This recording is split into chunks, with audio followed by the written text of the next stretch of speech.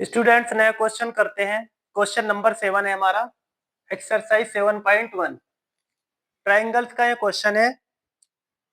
Easy है, ज्यादा भारी नहीं है, समझेंगे थोड़ा सा। इसको पढ़ते हैं। पहले मैंने लिख दिया है बोर्ड पे। अगर बोर्ड पे समझ में भी ना आए तो बुक से देख लेना, बुक में लिखा हुआ है और फिगर भी बनी हुई है। क्योंकि बोर्ड का ऐसा रहता है नहीं समझ में आ रहा है, लेकिन जो मैं समझाऊंगा वो समझ में आना चाहिए मैन। तो क्वेश्चन बहुत बढ़िया है, चलिए पढ़ लेते हैं। A B is a line segment.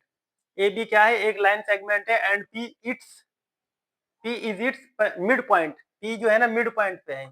ठीक है जी। D and E are points on the same side of A B. A B की सेम साइड में है D and E points. Such that angle B A D, जो हमारा angle B A D है, किसके इक्वल है? B A D किसके equal है? ए बी ई के। ए बी ई यानी कि आपस में एंगल इक्वल है दोनों। चलिए, एंड एंगल ई पी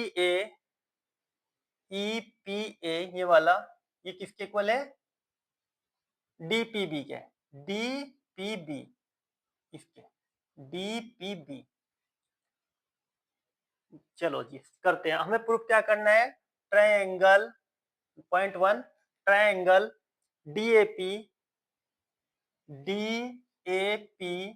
दूसरा ट्रायंगल ई बी पी, यानी कि दोनों ट्रायंगल आपस में कोंग्रेंट है, सेम शेप सेम साइज है। चलिए पॉइंट 1 क्लियर प्रूफ करते हैं, इसको सोल्व करते हैं। To prove triangle D A P congruent triangle E B P. इसमें क्या क्या चीज हमें मिल रही है देखना है। पढ़ते फिर। D A P, D A P, D से लेके ए तक और ए से लेके पी तक हमें क्या मिला? एक ही एंगल मिला। ये अगर हम इसको जैसे डी ए बी पढ़ ले या डी ए पी पढ़ ले, बात एक ही रहती है। कहीं तक भी पढ़ ले एंगल सेम ही रहेगा। तो हम डी ए पी एंगल किसके इक्वल है? एंगल किसके इक्वल है? दूसरे वाले के, ई बी पी के। तो हम लिख सकते हैं एंगल डी ए पी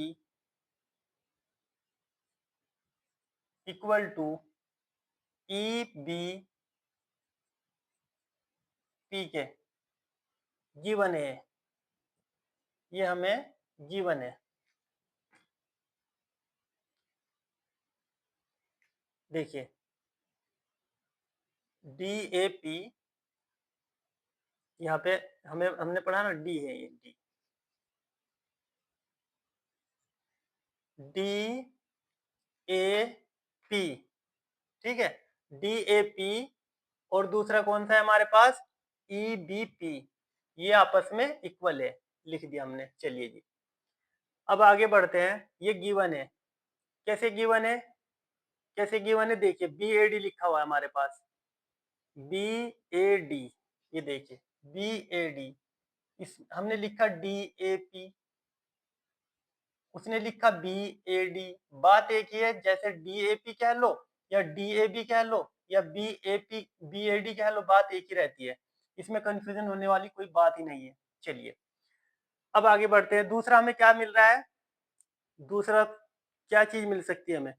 हमें मिल सकती है जो लाइन है ये वाली, ये और ये वाली लाइन है, ये ए बी लाइन है।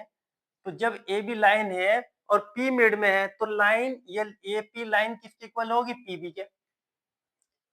ए पी लाइन पीबी के होगी क्योंकि मिड में है पी, और जब मिड में आ गया तो इसका मतलब इसने हाफ हाफ कर दिया। तो हम लिख सकते हैं A P equal to P B. P B ये क्या है? P mid point of A B. सही है। तीसरी बात समझ लो। तीसरी में थोड़ा सा पॉइंट है, वो समझने की बात है, ध्यान से पढ़ना। हमने पढ़ा D A P, D A P यानी कि ये पूरा हमें दिखाई दे रहा, यानी कि एक एंगल ये बन रहा है, यहाँ से यहाँ तक मैंने बढ़ा दिया DAP, और दूसरा हमने पढ़ा यहाँ पे EBP, सॉरी यहाँ पे पढ़ा हमने EBP, EBP, तो एक ये इसने, यानी कि एक एंगल इसका बनता है। ये जो एंगल है बीच का, ये इसमें भी काउंट हो रहा है और इसमें भी काउंट हो रहा है। अगर मैं, देखो ध्यान से, ये जो बीच का एंगल है APD या DPE, ये वाला, ये जो बीच का एंगल है, ये दोनों तरफ काउंट हो रहा है, दोनों तरफ पढ़ा जा रहा है EPB। जब हमने ये पढ़ा EPB, तो इसके साथ में काउंट हो गया इसके। और जब हमने पढ़ा दूसरे वाला DPA, तो ये इधर भी काउंट हो गया। तो हम क्या करते हैं, इस एंगल में इसको और इस एंगल में इसी को, यानी कि जोड़ देते हैं। हम क्या करेंगे, इसमें वाले में EPA angle EPA equal to angle DPB, ये हमें गिवन है, ये लिख लो पहले, ये लिख लिया,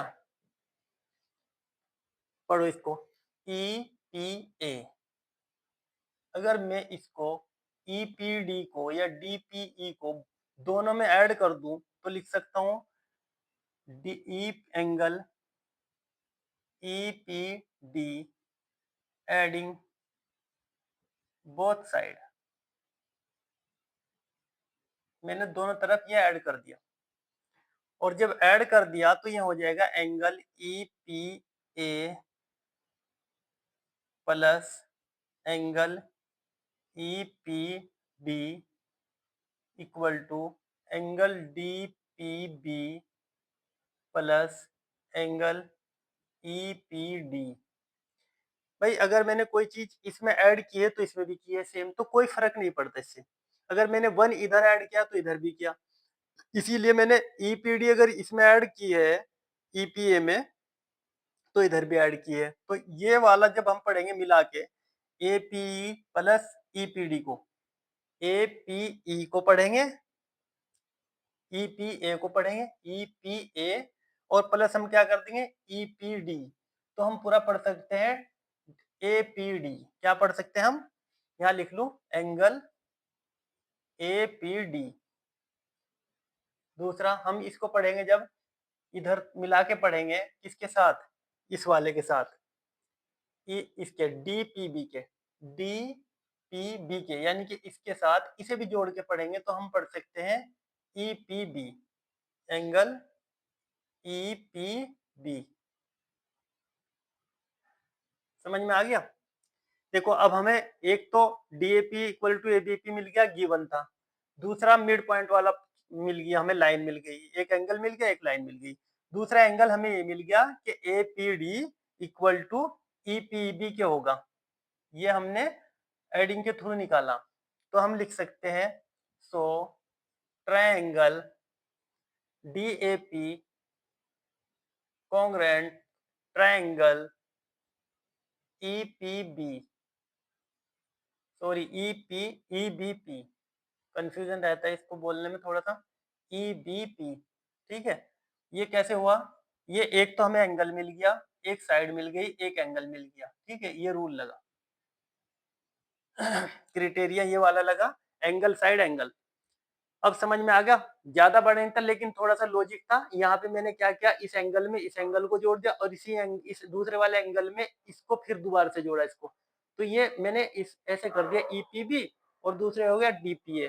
ठीक है, अब हम जब ये हमारा इक्वल है, सेकंड पॉइंट हमारा यही क्लियर हो जाएगा।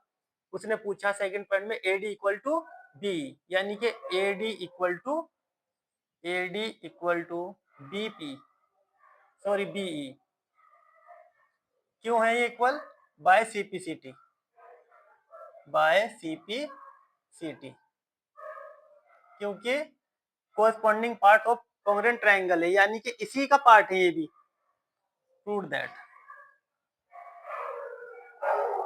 हो गया जी प्रूव।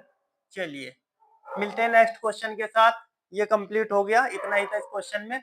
इसको 1-2 बार देखोगे समझ में आ जाएगा। Okay, thank you watching the video.